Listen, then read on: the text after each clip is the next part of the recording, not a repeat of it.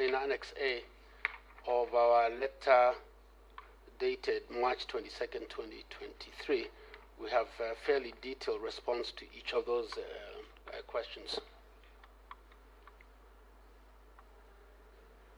Senator Cherargei. I'm not satisfied. I think this is one of the casual responses I've ever interacted in my lifetime, because my questions were very specific. One was, I agree with the reason, maybe failure to set a standard fee. I thought the central bank governor and the team should be giving us reasons. Is it because of demand and supply? Is it because of the economy? Why does it end the standard? Because, Chair, you know, mobile money or digital mobile money is the in thing by many organizations. Why is it so that, you know, even if you regulate, somebody can get into market and give out a sustainable charges? So, Chair, my question was very specific. Is there a standard fee? Or if it is not there, who gives? Does it depend on the providers of the mobile? That was my just specific question. Number two, Chair, I have not seen the current rates per transaction of moving funds to and from the bank, including, of course, the tax 20% exercise. It should give us the current rates so that we are aware and Kenyans are aware, because the governor said are exclusive of excise duty of 20%, while charges by PSPs are inclusive of excise duty of 12%. While I agree there is what we call confidentiality and privacy of banks, I think what Senator Kalwale had said earlier on, why don't the CBK provide us with this information, so that it is an information that should be given in the public, so that if they are charging maybe 10 shillings or 20 shillings per transaction, or maybe 200 shillings, we are aware 20% goes to excise duty. Then how much does the banks, because the banks might be charging more than the tax that you are charging with the next use. And I know CPK, you are not a stranger in Jerusalem. For example, when fuel prices increases, you find matatus take advantage and say now they have increased 5 shillings. Before you know, they increase 100 shillings on top of what they have been charging. So that is what we should be protecting Kenyans from, so that you don't leave banks to go on the rock and say 20% goes to government. They will tell people, no, you know, there is a big tax, so we add more. So my question was very simple. Can you provide, even if it is in camera, and I know, Chair, this, if they think it is confidential, they can provide in camera, so that that is my number two question. And finally, Chair, you know, Kenyans have moved to mobile banking, especially from the advent of COVID, and we have answered the previous question. Mine was exploitation by banks. Because sometimes you do a transaction, before you know it, what you are withdrawing, they might take even a third of what you are withdrawing, either through the bank or through any other banking system that is there. So my concern only was, there is a movement, approximation of around 10 billion in a day through various mobile transactions, which is a key driver. You know, we are talking about both. There is no one, as from, even if you go here to Muturwa, the way they pay from 5 a.m. for things that come from Kiambu, from Western Kenya, those small cabbages, at least everybody is doing something with mobile money. So it means the economy has moved there. So the question is, how do you caution these Bwana Governor, these people, and ensure also the mobile companies don't take advantage? Because this is where, you know, there is a habit in Kenya where when there is an active action there, everybody would want to take advantage and maybe exploit. So my concern is this: how do you cushion Kenyans? And I think that was my specific. While I agree the regulations and what have you, Can you just be specific on how you are cushioning Kenyans from being taken advantage of? Thank you, Chair. Senator Kalwale. Thank you, Chair. I would like the governor to put some clarity on the justification of these bank charges, and also compare and contrast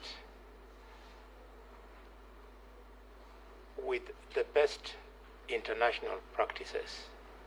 Thank you, Chair.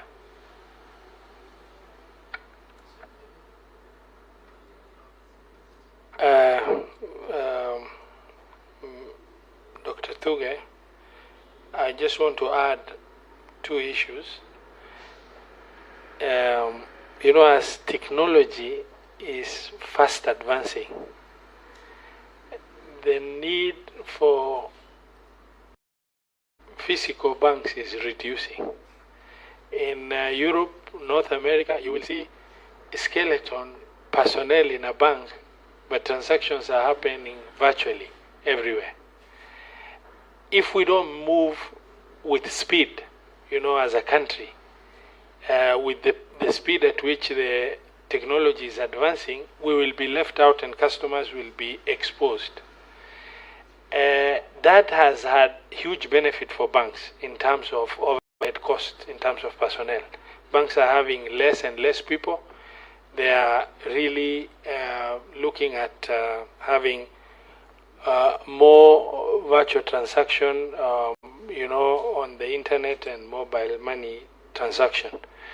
So the question that the Honorable Senator was asking was, if that is happening so fast, then we need to be able to move fast enough to protect our public. I mean, are the mobile transactions, you know, platformed by different telecommunication companies, standardized and regulated? Number two, are the bank charges standardized and regulated in terms of what's happening? Because this is very critical. And then what measures have the regulatory authority, now central bank, put in place to protect, you know, from unnecessary exploitation? That is what we have. Over to you.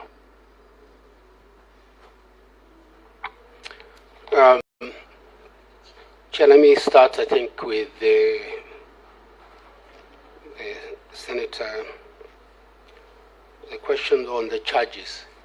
And Senator, I think in the detailed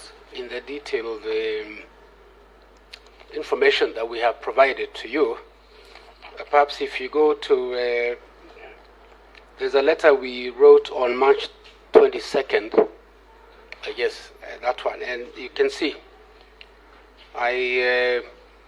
with regard to the charges, we do have there is a maximum charge on these transactions between the payment service providers and the bank.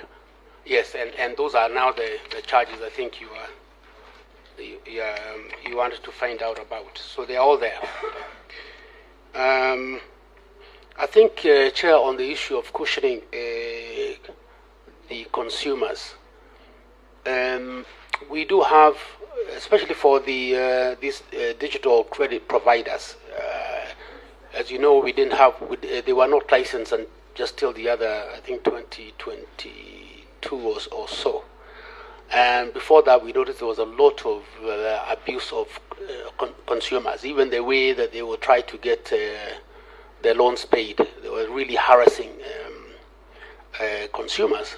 And also, their interest payments were very, very high. So I think now that they've been brought under the ambit of the central bank and they are licensed by the central bank, I think now we have maybe 32, I think 32 digital credit providers who are licensed by the central bank, and therefore they are under us. We have inspection. They are under inspection, and more critically, their lending is really risk-based. So they have to be able to explain the interest rate that they are charging, and it must be reasonable. So I think to that extent, we have been able to protect the consumers both from being harassed through very aggressive processes, but also the interest rate now that is being charged has to be based on some element of risk-based pricing, which also is what we have with the commercial banks. I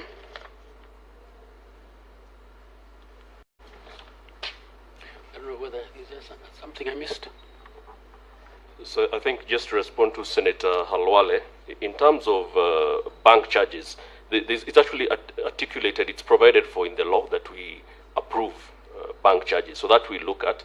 In terms of comparing with international best practice, what we are trying to do is, because again, given that these are different jurisdictions, is to move to common methodologies, say for instance, of computing interest rates. So there's what's called the annual percentage rate that would include the interest rate plus other charges, so that you're able to compare that rate and charge in Kenya and other countries. But there are also targets for things like remittances. So remittances, the global target is 3% of the transaction.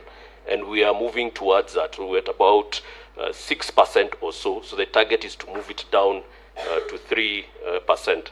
And then for the chair, talked about telcos and whether they are regulated. So they are regulated as payment service providers by the central bank under the National Payment System Act.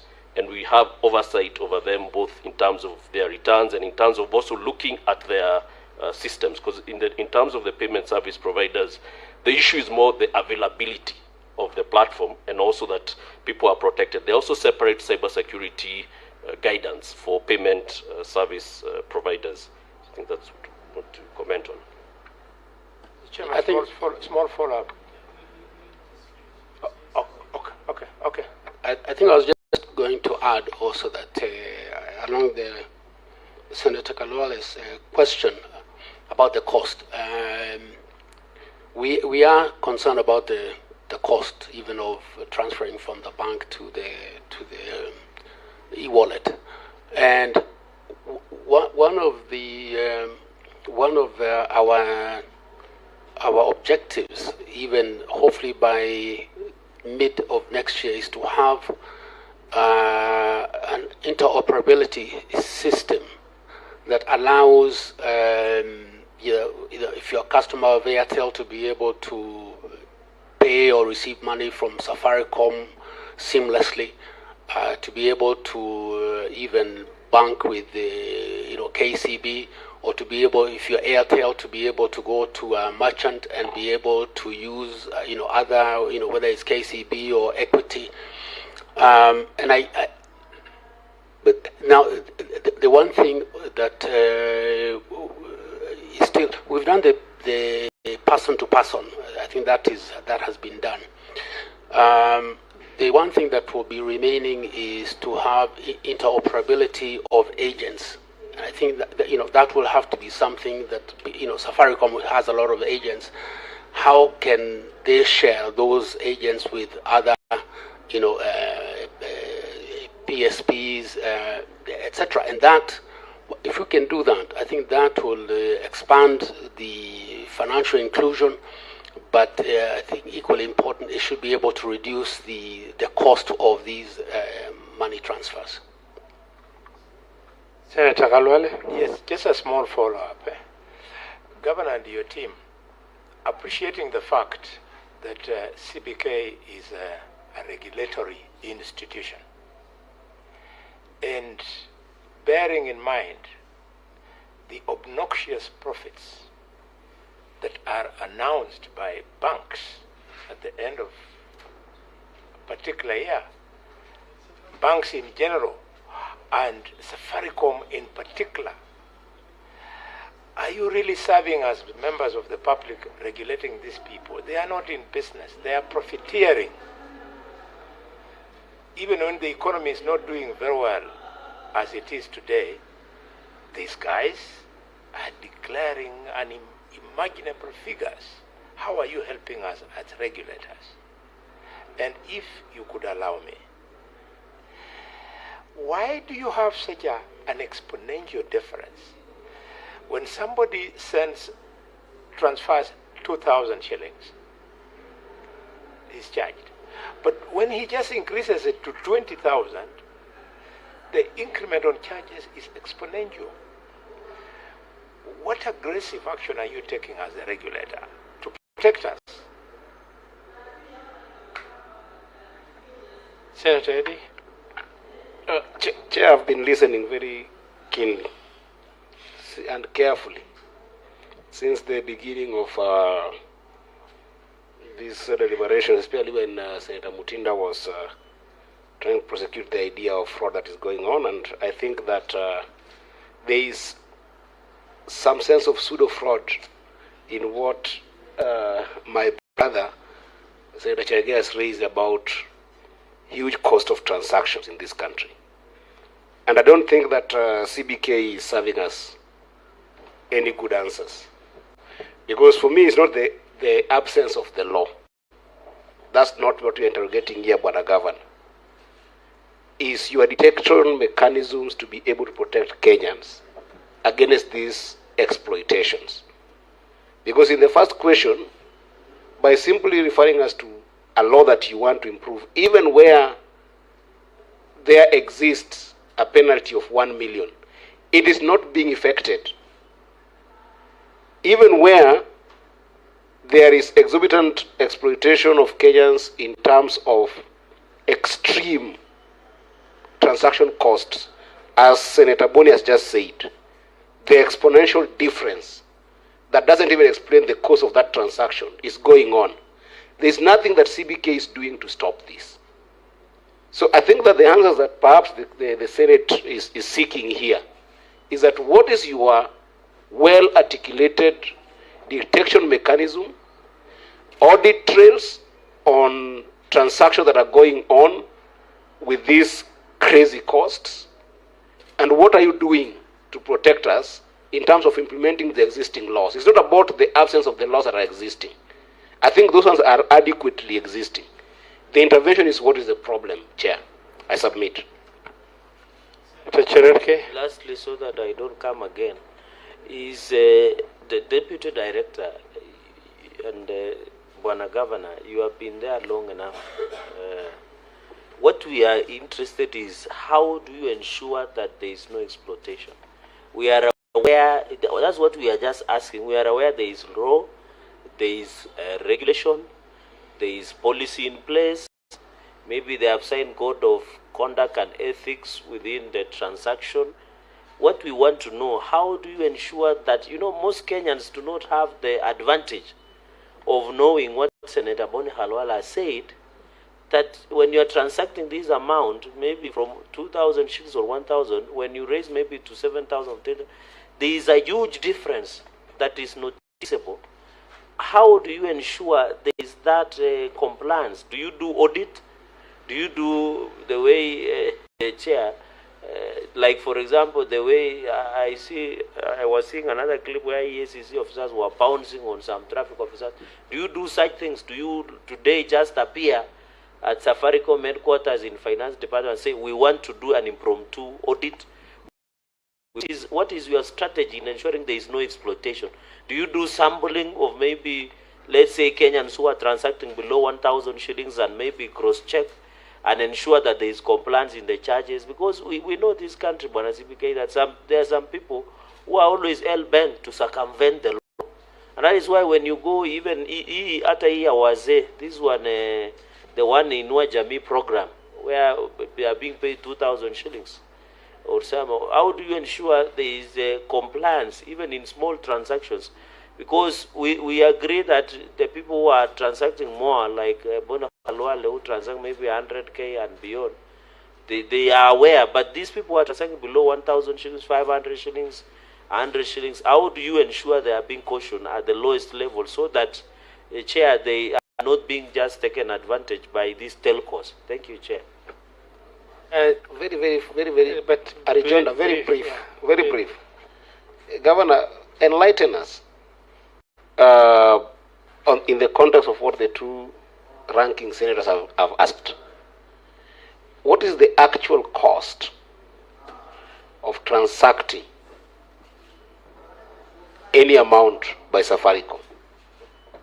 What is the actual cost? And then help us understand as a committee the rationale behind the exponential differences. When I want to transact 100 shillings it's almost free. When I want to transact 1,000 bob, I have to pay 29 shillings.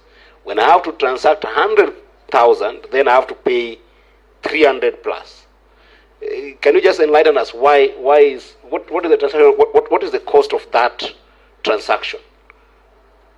Okay, Dr. Thugge, I will just add one simple question to give context to what the Honorable Senators have shared. If you send 10,000 shillings from Equity Bank by M-Pesa, the bank will charge you 76.51 shillings for that transaction. How does this relate to charges, as you've indicated in page 6 to 8? You know, where bank to mobile wallet to bank. Now, so that you give context, because the idea here is, from our understanding of interrogating the various information that has come to light, there's gray area that is getting overexploited by the banks as well as the mobile companies.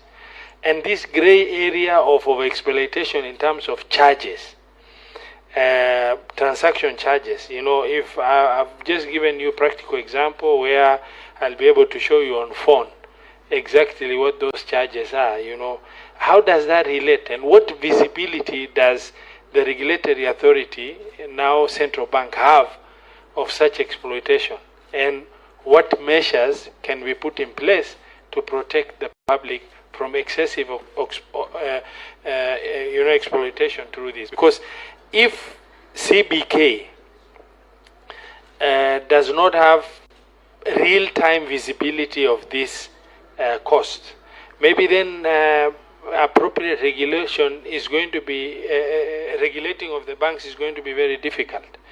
And that is the area that we want to get to understand.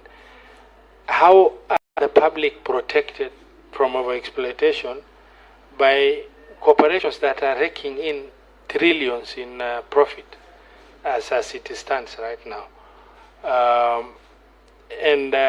Finally, just I will keep referring you as we interact in the course of the 4th Senate on the issues in relation to changes in technology.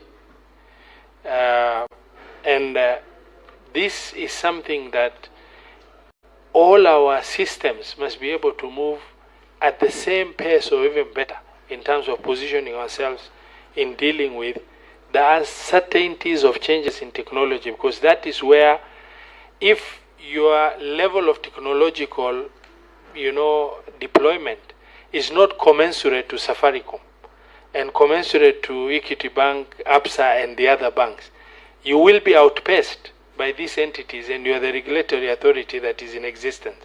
Over to you. I think I agree with you on your last point. And Chair, I think the central bank is, we have really invested a lot in technology, and we continue to do so. In fact, even in the core banking system, we have revamped it, and we hope to really have an up-to-date technology system by, I think, May of next year. So I agree with you that the central bank must keep up with the technology, not to be left behind.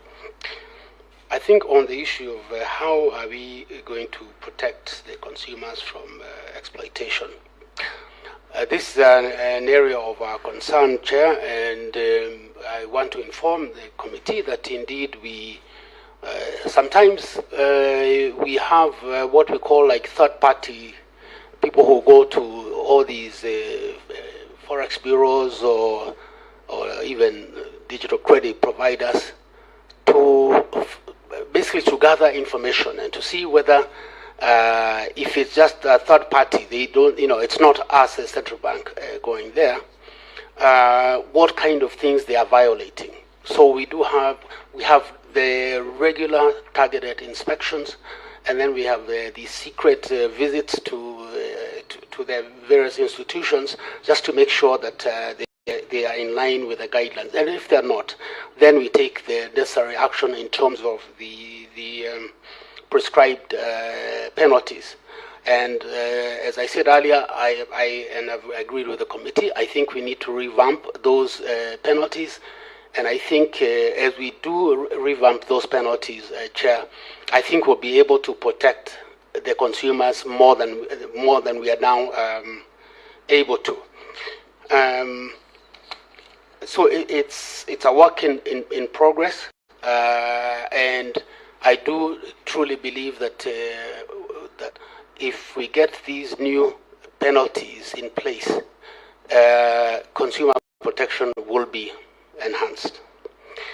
On the issue of the banks, I don't know, Senator, how to respond to this issue of the banks. It's a bit, when we look at their profits, it's actually coming from net interest income. And then when you break it down a bit more, you see it's really that we're actually getting a lot of money from the government, from treasury bills and so on and so forth. Because as you know, interest rates have have risen quite substantially. So I think the part of the solution, there are two parts to the solution. One is, I think, what the government is doing, which is to reduce the fiscal deficit and to reduce borrowing, and therefore reduce government demand for domestic financing. I think that will help a lot.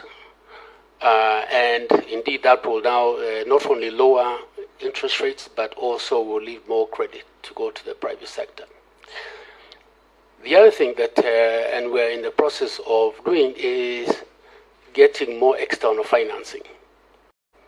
But still with a reduced deficit. And so the more external financing that we get, and as you know, we have reached a staff level agreement with the IMF. We've also reached agreement with the World Bank, and these are relatively cheap monies. You know, they are like, you know, the repayment period is like, you know, almost 40 years, and interest rates are very low. So with that kind of financing, that will also now substitute for domestic borrowing. And again, that should therefore reduce interest rates and also reduce government demand for credit from the private sector, from the banking system. And so my expectation is, as we go to the next calendar year, that you'll find that the net interest income of banks should actually decline compared to this year, because I believe that those interest rates will come down. One of the I think one of the unfortunate things, and it's more an issue of timing, is that the deficit, the financing of the deficit, we have relied, in the first half of the year, we've relied solely on domestic borrowing. Now, in the next half of the year, we'll get quite a significant amount of external financing, and that will now reduce the need for domestic borrowing. Had it been reversed, for example, had we started off with a lot of external financing in the first half of the year, you'd have found that actually interest would not have gone to where they are, and that the banks would not be making as much profits.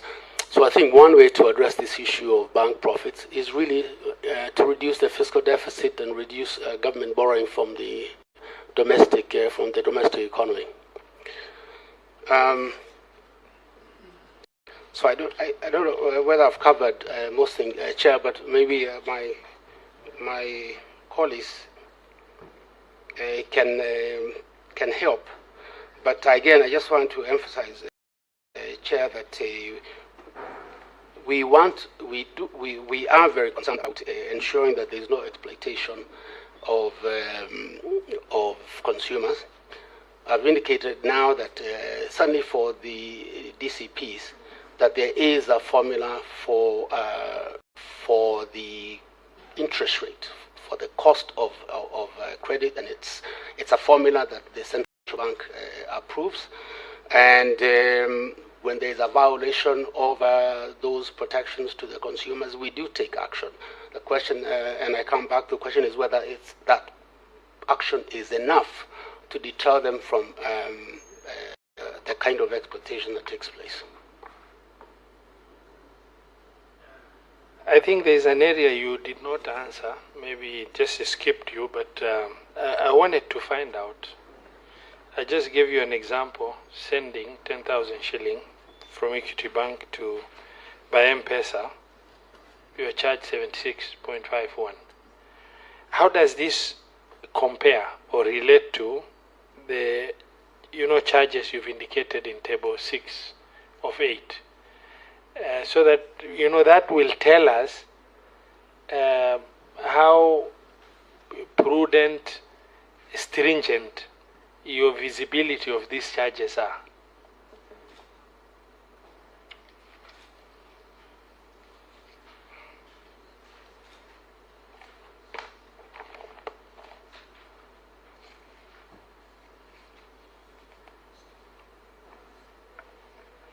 Maybe just to respond, and also to respond to the other questions around the charges, the wallet charges, is to say that in terms of arriving at the charges that we have given, which came after the COVID pandemic, we actually went back to what was before the COVID and came down. So just to mention that the charges came down by about 61% for bank to mobile, and by about 47% from mobile to bank wallet. In terms of your specific question, of course, what we have provided here is just the charge, not net of, does not include the taxes. So we need to check that specific one to see that, because here it's about 60. What we have here is 60 shillings, and you have about 76. So we need to check that the excise will then account for the difference. But we could take away that specific case. But also to answer you around real-time monitoring, and to build on what the governor has said, one of the things we are working on, and this is at pilot stage, is actually connecting to the entities that we regulate through application program interfaces, APIs, so that we are then able to do exactly what you are saying. We are seeing this in real time. So we are now in the pilot stage of that, and by mid next year we should be then go live and enable us to have that visibility that you are referencing. I think you finally answered in terms of the direction we need to take. It's all about visibility of these transactions to the regulating authority.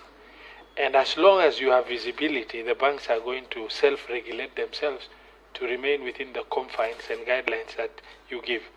Minus that visibility, because, for example, the table I just shared, there is bank to mobile wallet, it says 10 shillings. And then mobile wallet to bank, it says 60. And in this case, it appears to be bank to mobile wallet. It's supposed to have been 10 shillings, but it's 76. So the takeaway you have is that you really need to interrogate this a bit deeply, because the essence here is not fault finding, it's just consumer protection. And lucky, you are the authority that is vested with that responsibility, so you look into that. I think, Honorable Senators, we can move to the next statement. Thank you.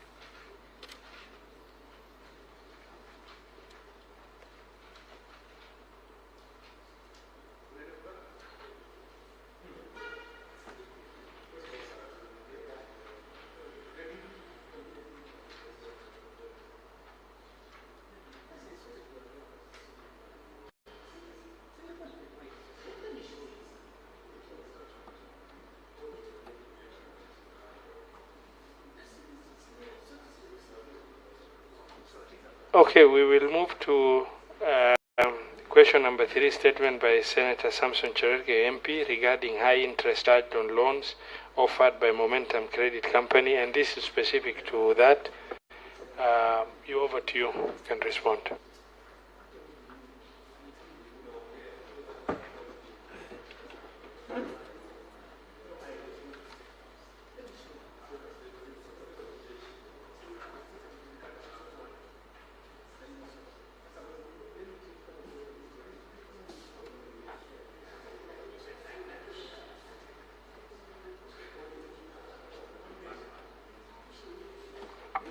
Chair, is it me to respond? Okay.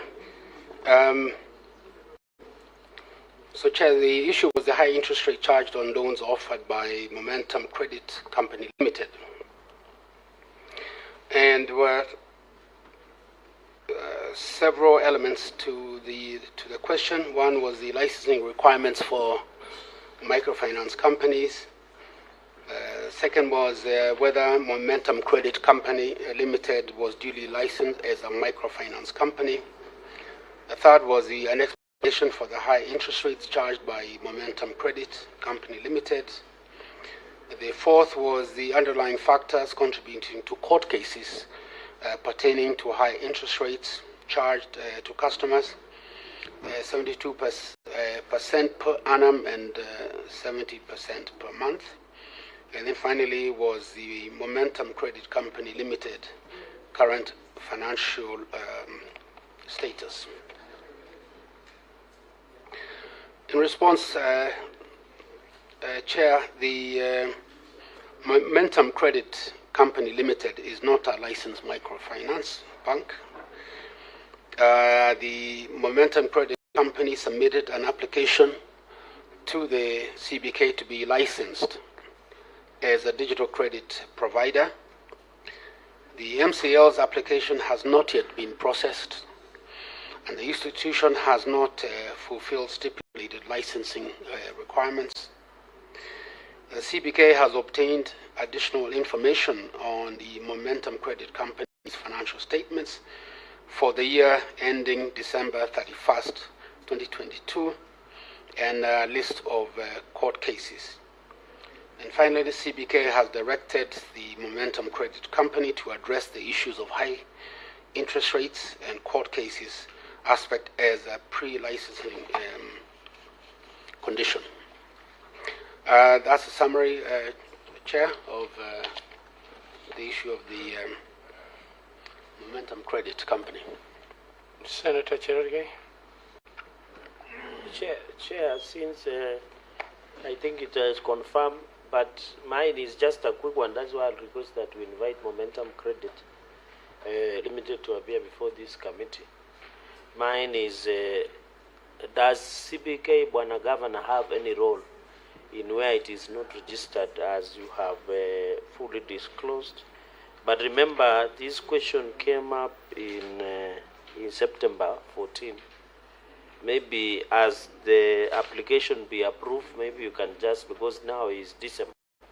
So one, number two, through you, Chair, is where since they are taking money and the interest high rates and court cases, is there anything CBK does, or unless it is registered within your purview, or how do we regulate such to ensure there is no non-exploitation in terms of because this borders to predatory lending, or what we call Shylock. So does CBK have any role in terms of ensuring that such companies like Momentum Credit Company Limited does not continue to charge high interest rates, but since CBK has not regulated them, then what is the way forward so that we protect Kenyans? Unless it is a Shylock, a predatory lending, or what is it? Thank you, Chair. Those are my two clarifications. Dr. Thugge? Yes. This information clearly indicates that this institution should not be operational because they are not licensed, even before we go to where Senator Cherargei was asking. why should institutions that are not properly licensed be operating and exploiting public? In your answer, you've just said KBK has directed Momentum Credit to address the issue. They shouldn't exist in the first place if they are not regulated. Or are there loopholes where then there are many such institutions that do exist and they're exploiting, yet they have not been licensed and as such they are not regulated. Maybe that explains why they are charging high interest rate, because they are not controlled. They shouldn't exist. The issue is, since this has come to your attention, what has the bank done to stop the operation of Momentum Credit Company? Or is it that the bank does not have any authority, so anybody can open shop and start providing credit at whatever interest rate they need to charge? Over to you.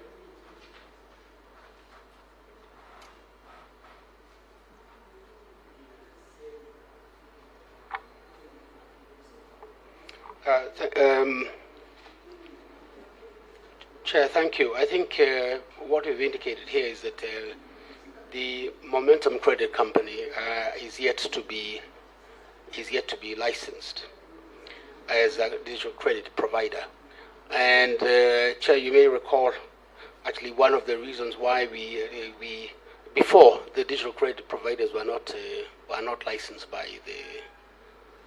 the central bank, but we found that there could be actually abuse of consumers, and therefore we have brought them under the umbrella of the central bank. And in fact, now I think we have at least 32 digital credit providers. On this particular one, it has not been licensed. It's not a digital credit provider in terms of the law, and what we have and have applied to become a digital credit provider, but because of these issues of the high interest rates and quite a number of court cases, we have indicated that they must address those before they can be issued a license. And of course, as I said earlier, when it comes to the interest rates, that to a certain extent, once they become licensed digital credit provider, then the kind of interest rate they are charging, the high interest rate now, would not be the case, because then they will be licensed. So I don't know whether Senator, that answers your question, but I don't know, maybe Mugo can add. Should they continue operating pending licensing and continue operating by exploiting the public? Where does the regulatory authority of CBK rest in this regard? You know, that is the $1 million question that need to be answered because maybe of consumer Chair, protection. In your addition, Chair, I know where your background, where you come from, they don't allow such. But in addition, before this license is given, is there a provisional or an interim license that they use? Because I don't think in this country there are rules and regulations. You cannot even open a kiosk in this country without getting the basic licensing, even from county. So how comes a Momentum Credit Company like this is operating and charging money and doing deposit taking? Yet, do they have interim license? Is there a provisional license from any authority? Maybe even if it is not from CBK that you are aware of. Because I think there are requirements where you transit. Even when you apply for ID, they normally give you something, waiting card. So as there are such mechanisms in place, thank you, Chair, maybe in farming up and putting flesh to your serious point. I'll ask my colleague who deals with the matter to respond. But I think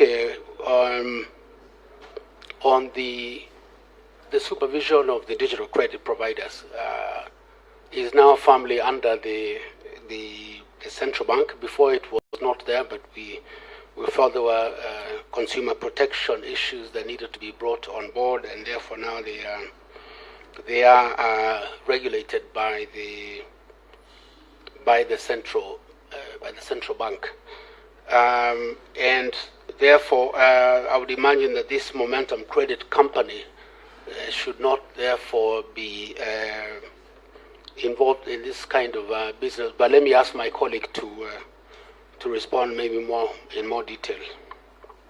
Maybe, Senator, is just to, and also to the chair's question. So the way the digital credit providers were brought into the purview of the central bank was through the Central Bank of Kenya Amendment Act of 2021 that actually became effective in 2022. And the issue that the chair raised was actually one of the considerations. The initial bill had actually said that anybody who was not licensed or registered by a certain date would have ceased to operate. But there was a concession that was then put into the law as was passed that gave a transition period, because this just came into effect last year. So we are now in that transition period. So long as you have applied to the central bank, then you cannot, so the law is, that's how it was worded, you cannot be stopped from operating. So, and what it has done is that it has brought out a lot of what I would call entities that were operating underground. So we now have about well over 450 applicants who have come out from the underground and are now willing to get into this new regime. So the issue is the way the law was worded and the way there was maybe I would call it a compromise, a last-minute compromise, because we are dealing with something that was totally unregulated, and we are now trying to get them from the underground to the top. So it means such individuals, apart from Momentum Credit, how many other applications are pending for your approval? And number two, 400. Yeah, 400, sorry, I didn't get that. But my question is, so these 400 individuals who are yet to get, they can still operate? So some of them are fresh applications, so maybe about half of that, and the others are still operating as we process the license. So if customers and consumers, and I think, Chair, you will invite the Consumers Protection Agency, so does it mean that if they continue exploiting and charging high interest rates, Bwana Governor and your team, does it mean there is no recourse that central bank can provide? Because you are the regulator, does it mean there is nowhere Kenyans can go and ensure, apart of course from courts of law, that they do follow up on this issue? Maybe that's a quick clarification. So your hands in short because of the law are tied. Is that what you are telling this committee? And maybe in future, Chair, we can revert to Islamic banking law if such cases do not be followed. I think you've responded. The only part, Wanamugo, the only part that we are concerned with and aware of, the law in 2022 is that, the ones that are already operating before the law that have been given some transitional period to comply, you as the regulator, do you have full visibility of the operation pending, the application, approval, and other compliances, so that maybe whatever that was happening is not continuing by default of exploitation of the public? That maybe is the issue we need to get visibility of. I think I'll give you the floor maybe to clarify that part. Yeah, we actually have visibility, and we have issued a number of press releases around, and have even a specific email address to which we have been receiving complaints, and have actually been working. And there was a question that was raised on the Office of the Data Protection Commissioner. So we've actually been working together because they have a mandate as well, and they have also done various audits around that. So we have visibility of those that have applied to us. And we continue to sensitize the public as to where they can lodge their complaints, and we are taking them up and making them pre-licensing conditions as needed. For those that we are already regulating, then we use the normal framework. Quickly, so there is apart from official complaints. So what we are saying in short is that as long as CBK has not approved the applications of licensing of such operations, then the matter hangs about, and it depends on how complaints and how the law operates. Is that the wording of the law? And don't you think maybe advise the committee before we write the report, what should be the position in your own opinion? Because you are the regulators, you have been in practice, Bwana Muko, for more than 25 years. You know how the system operates.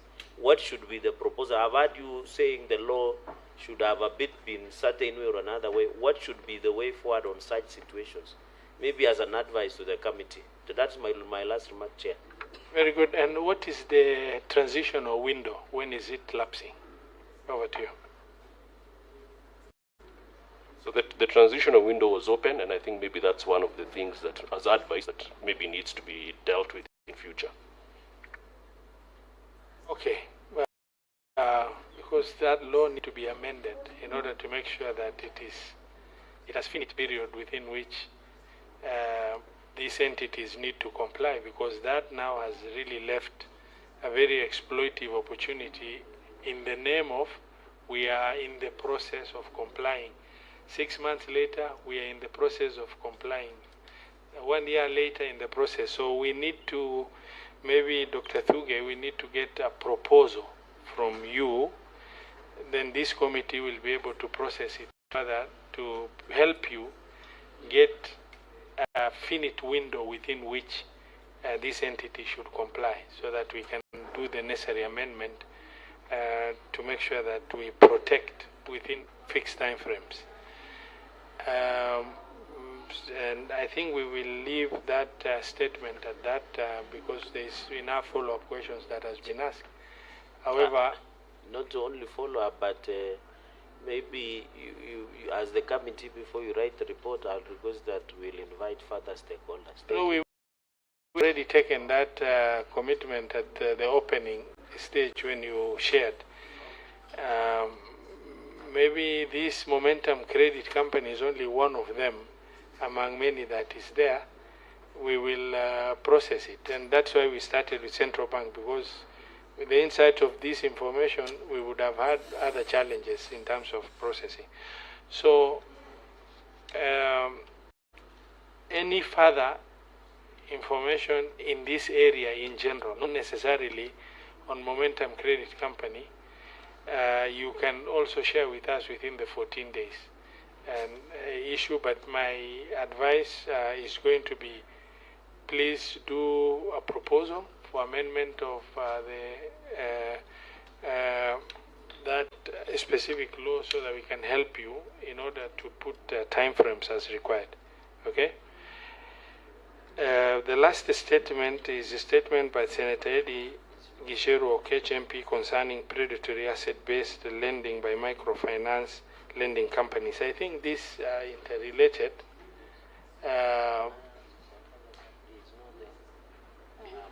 We'll proceed. He's a member of the committee. Can I ask something? I hope not on the previous statement. Just the CBK governor made something, an observation, which I think it Get your mic properly close. Chair, so the CBK governor made an interesting observation, which I thought we should have followed up. Chair, I don't know whether you will indulge me.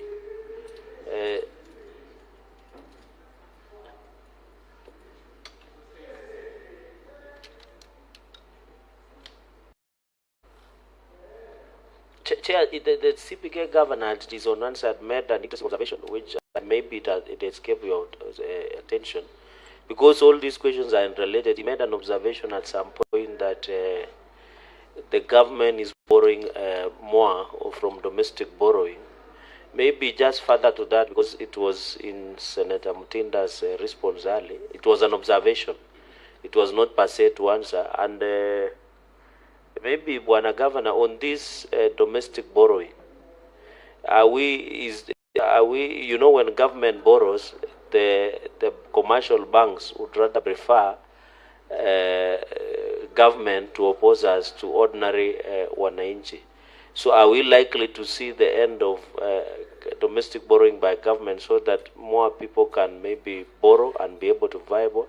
And finally, Chair, in your observation, Bwana Governor, is this a way to ease pressure on the dollar by ensuring that you borrow in the local currency or something like that? Maybe that is the observation I had, as opposed to external borrowing, because this is the issue that is more on people's mind. That was observation when he was responding to Senator Mtinda's response. Thank you, Chair. I'll just allow that maybe quickly for Dr. Thugge to just comment, and then we can move to the next statement. Over to you.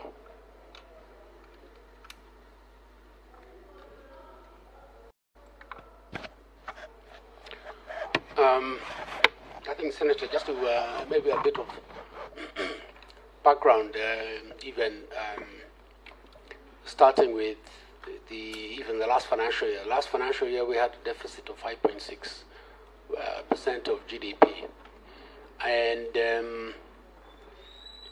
you may recall the budget that was submitted to Parliament in June had a targeted deficit of 4.4% of GDP. Then what happened was the interest payments, particularly external interest payments, had to be adjusted because of the exchange rate depreciation. And so external interest, I think, were adjusted upwards by 100 and something, I think a total 143 billion shillings. That's both amortization as well as interest payments.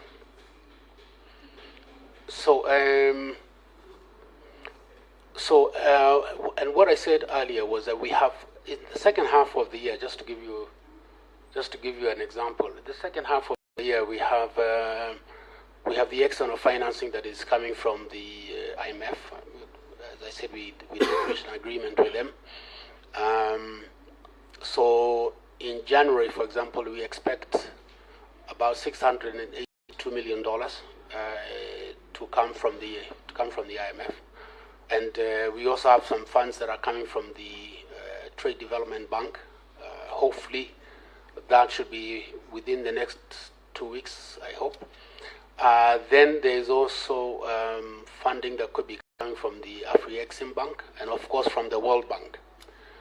So, so we expect in the second half of the year for the government to reduce quite significantly its domestic borrowing, because then it will be able to use these external resources that will be coming in. And then, of course, equally important is that we'll also be able to build up our international reserves so as to be able to, one, deal with the issue of the Eurobond, which is falling due on June 24th of the next calendar year, next year. So, so once we have reduced the domestic borrowing, that should lower interest rates. So we should be able to see the interest rate on the 91-day, the 182 and 364 starting to come down, because now we are using external resources rather than putting pressure on domestic borrowing. Secondly, you should able now to see more stability in the exchange rate, because you have now more external financing coming into the economy. So I expect the second half of the year to be fairly benign in terms of pressures on the interest rates and also pressures on the exchange rate.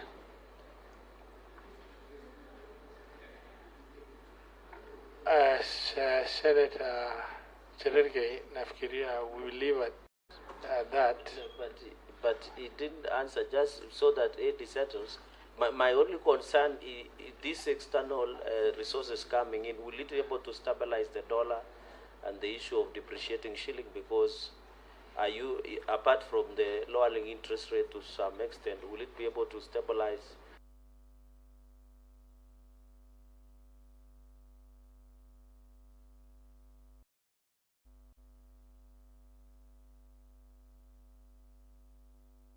Solution is you apply solutions to both sides of the equation. There's a demand side and there's a supply side.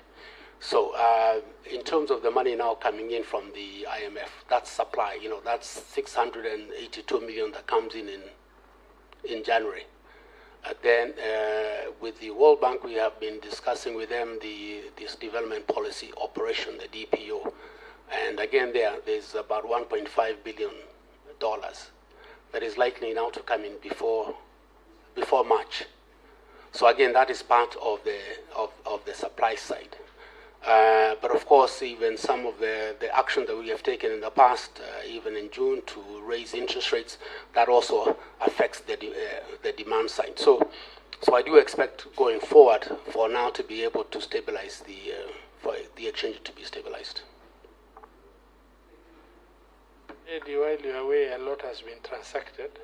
Yeah, But let me just give you that one question, and then we move to your statement. Chair, is not a question. We have been waiting for the governor here for the last 1 year. And, governor, perhaps... Correction, the last 5 months. He's in office only for 5 months. No, I mean the office of the governor. Okay. Yes. Governor, this I had just to comment, because I feel like as a country we're in a crisis, and I strongly view, perhaps just my view, but I don't want you to perhaps give us hope that is not confined within the reality of what you're facing. The only way we are able to stabilize the economy where we find ourselves today is actually if we could be leaning more towards monetary policy.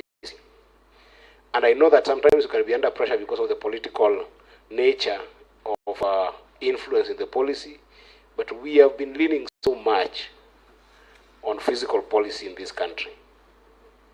And I really like when you talked about reducing the physical deficits and perhaps reducing the debt that we have in the country. But I don't think that the solution comes with the money that's coming from IMF and World Bank, simply because that is heavily debt still. And it's going to put pressure on taxation when they're due, we have to pay. And when we put pressure on taxation, we're still going to have these problems that are continuing to be in the economy. So I wished that, actually I wish you the courage, not that I wish you the courage to perhaps confront the Treasury that where we need to stabilize the economy is by stabilizing prices. And of course the highest price, as you have said, is interest rate.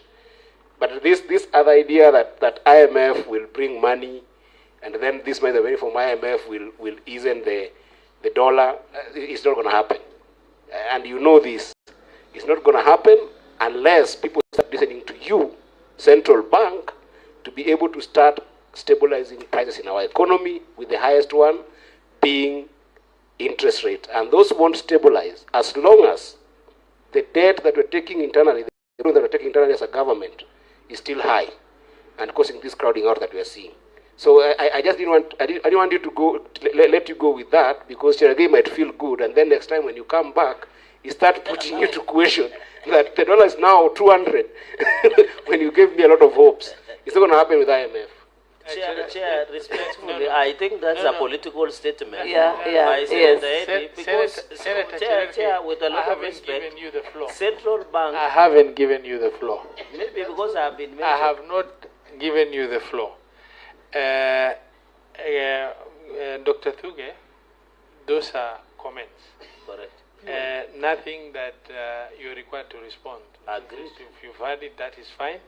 We will move to the statement but of that Senator. Was political statement. Yeah, but Chair, but Chair, Senator, you cannot allow that. One minute, Senator Chererge. Just 30 seconds. Senator Chererge, I have not given you the floor. So is the Vice Chair. 30 seconds. Vice Chair, no, sorry. The question is closed. But that remains just a wanted the political clarity. statement. The governor. From Senator Eddie, when he says the governor you should don't be have courageous. the floor, Madam Vice Chair. We need but to be. What CPK governor answered. Sorry, Sorry, Senator Chererge. What governor Senator Chererge, you gave don't us have the floor. facts. Please. This is a political statement meant for public Yes. You gallery. don't have the For floor. public gallery. Now, No, it's not even about finance people because the CPK gave us facts. order, Senator This Chererge. guy gave us political Order, convenience statement. order, Senator Chererge. The issue is the governor has been around in this political environment, in political government. There is nothing he doesn't understand that you need to clarify. Okay? He has been in this political space in existence, and Senator Eddy did not ask a question. He made just a comment. But there's a That comment. does not require any response. There's a comment it needs to I withdraw. want you to move to Chair. the second.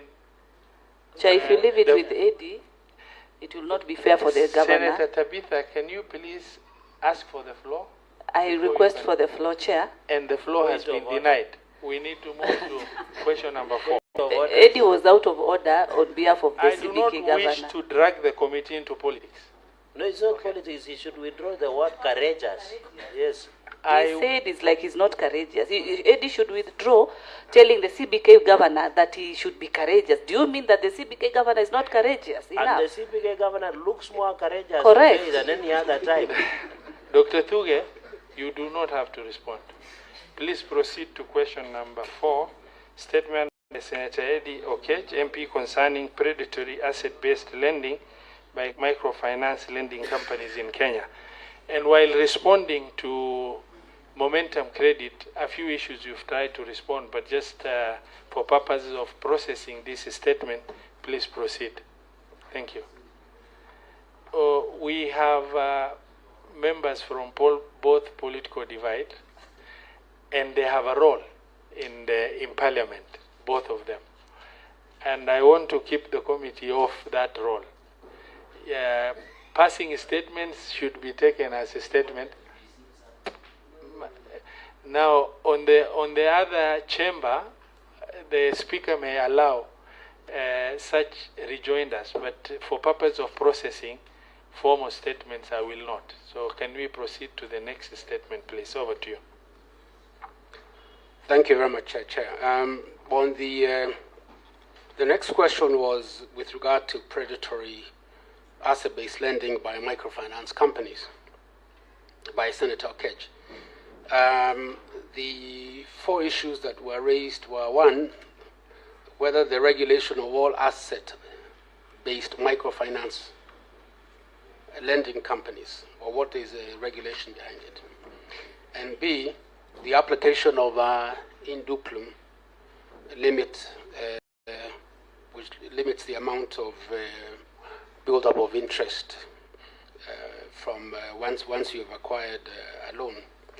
And 3, actions that have been taken by CBK against companies that do not comply with the CBK Digital Credit Providers Regulations of 2022. And then finally, some activities of some credit service providers.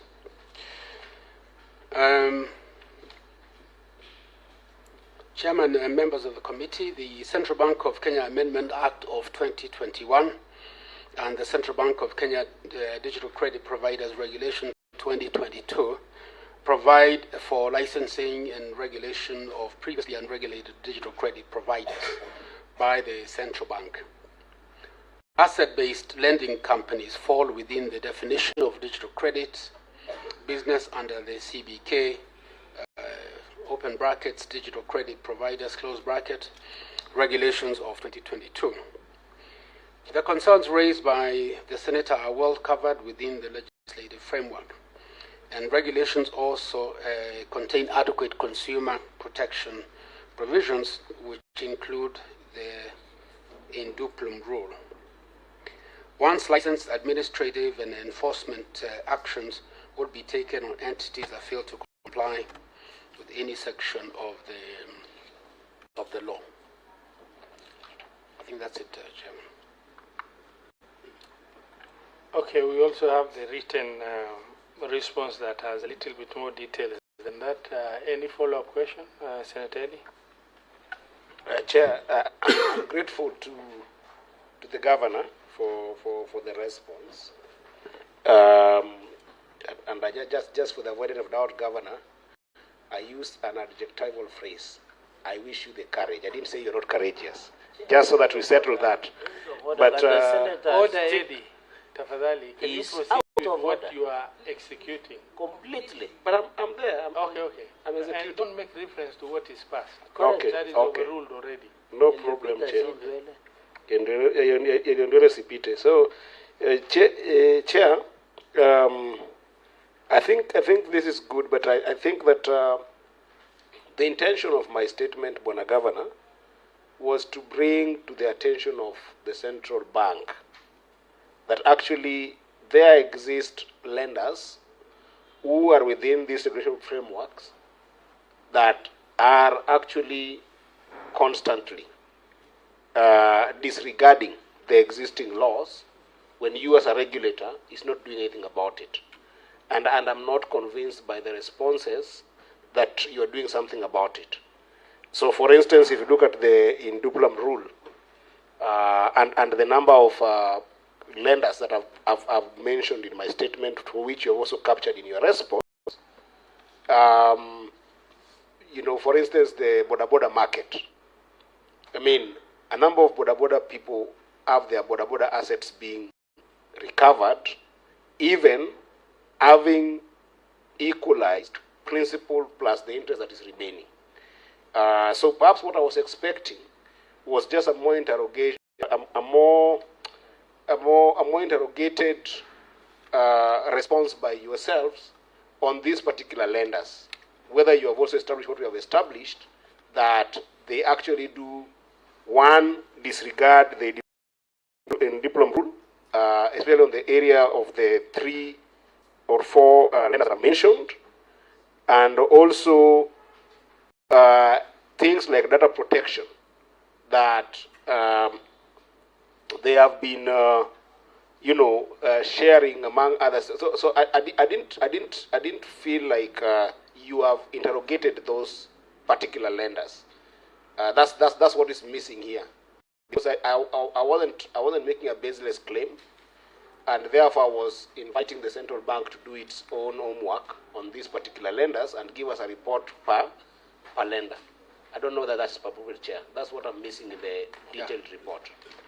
I don't know, Senator, whether the Annex 1, the detailed, under the detail, there are some, we look at all the 5 mentioned entities and give some information. I just didn't want to mention the names.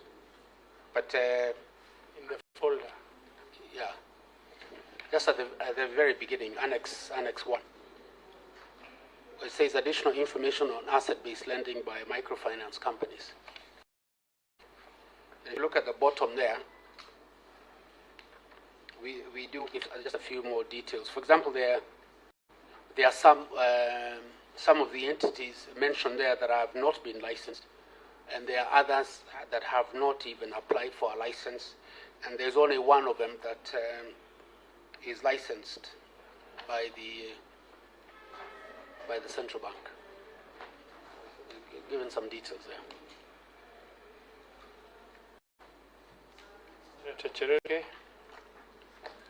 Thank you.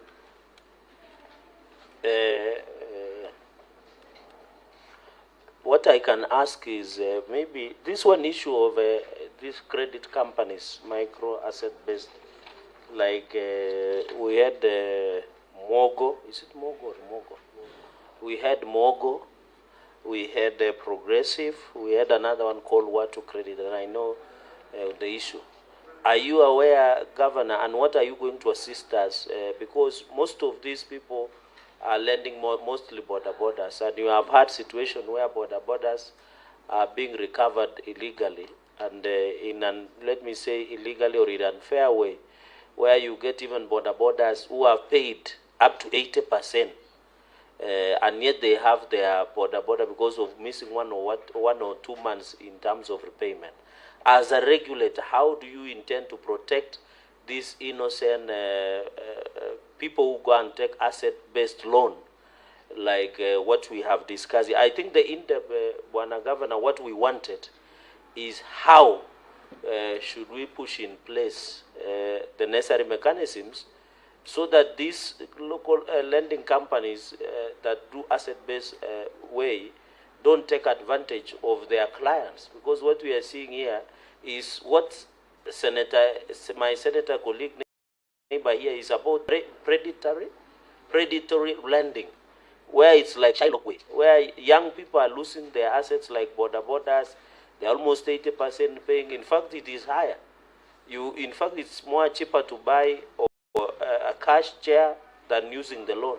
So my question as a regulator, how do you ensure people like RUTO Credit, Mogo, Progressive, and others do not overreach or do not take advantage and overreach, and in the process disfranchise their clients? So what mechanisms have you put in place as a regulator? Do you do impromptu checks? Do you do monitoring? What mechanisms have you put in place, Chair? Senator Eddie had, maybe as Madam Vice Chair, I want to, Dr. Thugge, you know, it still comes back to the issue we prosecuted earlier on the issue of full visibility by central bank in terms of what happens in this area. And you really need to move with speed, because technology outpaces you if you are not on constant scan of what happens in that. I mean, individuals with a small operation will tend to really pick the best technology out there to be able to exploit. And if CBK will not be able to do the same in terms of very vibrant, compliance with latest technology out there, it's going to be a major challenge for you. Without real-time visibility, the system you proposed, you are likely to have this exploitation ongoing. But once CBK will be at pace or ahead of these entities, you will be able to have a better visibility. I mean, you will even have better compliance by the sheer fact that they know they are being monitored in real time in that issue. So that is maybe just a general comment, nothing you need to respond to in as far as this comment is concerned. It's just that we really need to invest in technology and also expertise in terms of personnel. If anything, in the banking sector, CBK should have the best, and other banks can, and credit, financing, digital credit financing should be at the second or third layer in terms of compliance with that. So, Senator Eddy, before you respond, mine was just a comment for observation, but Senator Eddy?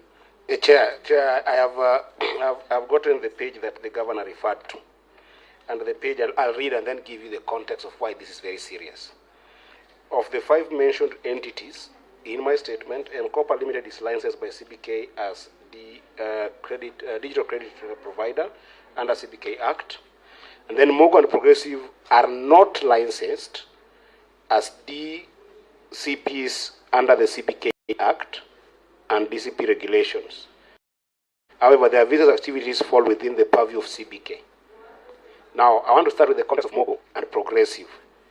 Governor, if you look at all these Uber drivers, the small vehicles that you're seeing in our country today, the biggest lender, almost I can assure you that, and perhaps this one I don't have specific statistics, but I'm being from that field, almost 75% of them are Mogo customers. So going back to what the chair has just said about visibility, if you are saying that Mogo and Progressive are not regulated yet, they fall within the regulations by CBK, but they don't have licenses. And all those Uber drivers that you're seeing are getting credit facility from them. Should that not concern you? Number 2, Tugende, and this is spelled wrongly, Tugende and RUTO Credit have not applied, nor have they been licensed, yet they fall under your regulation. Again, to give you context here, Governor, RUTO credit gives 100,000 bodabodas on average every year to the market in Kenya. This is statistics that you can actually get even from NTSA. Now, an average bodaboda spends about 160,000 currently in the market. They are charged what we call a deposit for access. They are further charged another 20K for what is called other additional services like tracking devices. They are charged for insurance during the time that they still own this bodaboda. If you look at the average interest, Governor, that these bodabodas are exposed to, annual interest can compound to an average of 54 to 60%. We are talking about an economy that is running about 2 billion on bodabodas alone every year. Now, I want you to go and check after this the asset recovery rate of RUTO credit. You will find it at 55% annually. Meaning that of all the bodabodas that are given, 55% of them are repossessed against the in duplum rule. Governor, they are not licensed. They are not within your visibility. They are not regulated by you. In fact, Governor, I would argue, very non-political actually, this pure economics, that if there is any biggest union today in the country, any workers' union in the country today, they need to be bodabodas. Because NTSA tells us that there are 1.6 million bodabodas within our economy today. That makes them the biggest workers' union in the country. And again, back to my chair, this is completely out of your visibility. Governor, is something wrong? Chair, I submit. Finally, Chair, so that he answers all of it. So that maybe I forgot. Finally. Chair, and today is at least there is no plenary, so we are ready to serve the nation. Although I'm worried that some level, sugar level might drop, and it looks like it should. Chair, maybe, Governor, finally, is this lending, some of them, Governor, are related, are linked to international people who are shareholding. How many of these that my brother said you don't have view? Are all these progressive, Mogo, Watu, are they locally based companies? Are they based here? Because, Governor, and you'll clarify this, there is a notion, and I think I don't know, you'll correct because you are the technical person, there is a notion that when we try and regulate them, maybe they are moving to other countries because of the better business practices, or is it no? Is there an excuse that they are using to say, when you are trying to keep them on view, you are making their business working environment a bit complicated? Because there is a notion that we are aware, even Chair, you are aware, you have heard they being peddled outside there, and it is good you are here, that most of these companies find it Kenya hard to do business because we want them to comply by the law, and therefore they are moving to other countries. Should we not ensure that they follow our rules within, and don't give us excuses there, they are going to other countries, Governor, and is the business working environment within this country, would it be to ensure we implement so that in as much as they are foreign companies, they also must follow rules and regulations within our country, and don't give an excuse of blackmailing this nation by saying there is poor working environment. Can you put that in perspective? Thank you, Chair. Vice Chair. Thank you, Chair. I was just listening to my colleague Senator Eddie when he really got into the depth. I would want all your ears, Governor. Looking at the issue of the RUTO credit, Tugende credit, the progressive, but especially these two that you say that they have not been licensed to carry out. So do you want to tell this committee that I can today wake up and open a Mutinda microfinance, and since I've not come to you for regulation, I still continue? Because your response here sort of indicates that regulations are there, CBK Act, DCP Regulations 2022, but since some credit finance have not come to your institution for this licensing, then it is just an open-end illegality that is supposed to take place and continue, yet Kenyans are suffering. Do you sit back for then those for those companies to come to your offices to seek for license, yet you state here that your mandate is to regulate the unregulated and to oversight? Which is the modality of the oversight that you usually undertake as CBK? Because then it means, or it's an indication that you just reluctantly let people fraudulently continue giving this lending to this like motorbike guys, and also stealing from them by getting the same assets. Yes, they've been able to pay and a small sum is remaining, and still take the same bikes to the same market, and this mwananchi is left suffering simply because a regulation has not been adhered to.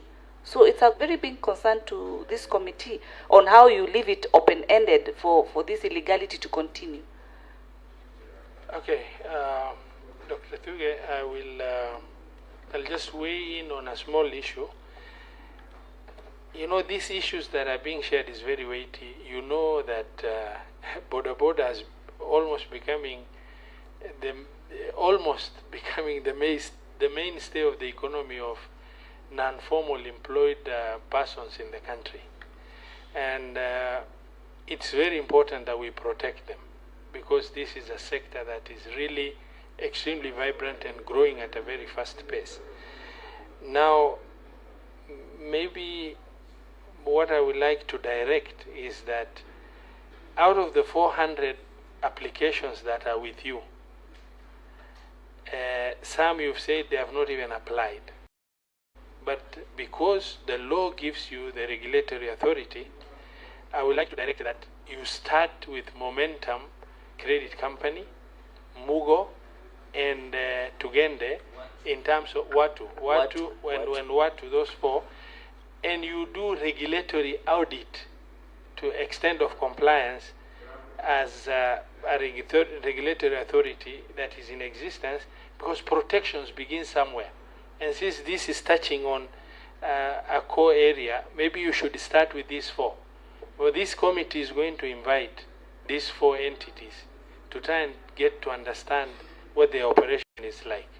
But while we do that, you can swing into action to do regulatory audit on them to the extent of compliance, because something else will come to light in as far as the level or extent of exploitation they are doing from their own system, because I'm sure they must be using some system that once that system becomes visible to you, you should be able to interrogate it.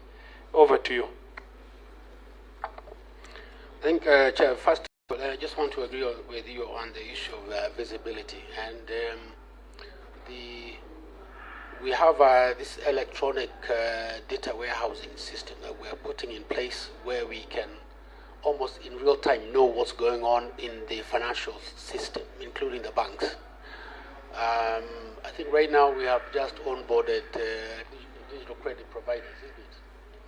And so the next step will be the commercial bank, so we can see in real time what they are actually doing. And I hope that can be completed within this financial year.